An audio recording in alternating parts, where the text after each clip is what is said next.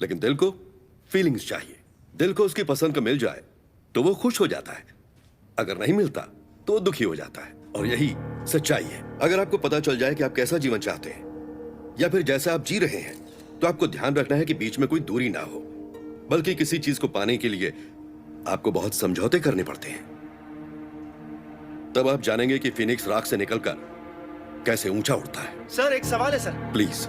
Sir मेरी शादी हो गई है पर मैं बिल्कुल भी खुश नहीं हूँ, तो क्या करियर में कुछ कॉम्प्रोमाइज करूँ? ठीक 22 साल पहले मेरे सामने भी यही सिचुएशन थे। I divorced Padmavati and I followed my dreams. Here I am.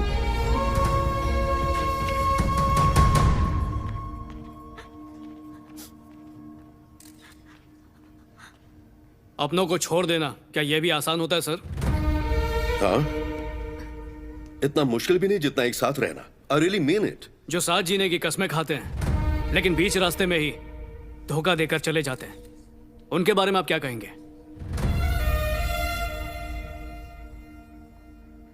अच्छाई, बुराई, धोखेबाजी, ये शब्द सिर्फ डिक्शनरी में अच्छे लगते हैं, असल में नहीं। अगर उसके साथ रहता तो उसे ज्यादा तकलीफ होती, इसलिए मैंने उसे आजाद कर दिया। अब वो जहां भी होगी खुश ही होगी। इसका फैसला आप नहीं कर सकते। हो सकता है वो हर हाल में सिर्फ आपके साथ ही जीना चाहती हो, वो भी उनकी आखिरी सांस तक।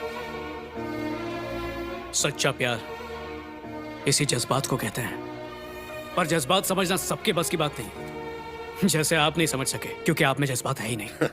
I already told you I don't have it. In fact, nobody has it. इसीलिए मैंने पद्मावती से कहा कि वो मुझे भूल जाए।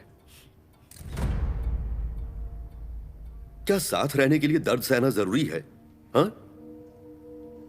आखिर बोझ क्यों ढोना? उसे बोझ नहीं कहते, जिम्मेदारी कहते हैं। मुश्किलों से डर के कोई अपनों का साथ नहीं छोड़ता, क्योंकि कठिनाइयों से लड़के ही रिश्ते मजबूत होते हैं।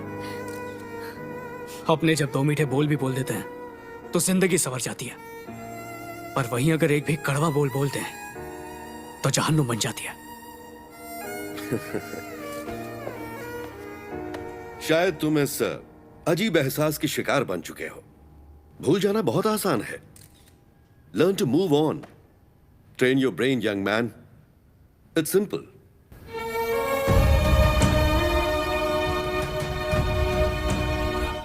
आपने शायद अपनों को अपना नहीं समझा, क्योंकि अपने सिर्फ यादों में नहीं बसते बल्कि रग रग में बसते हैं।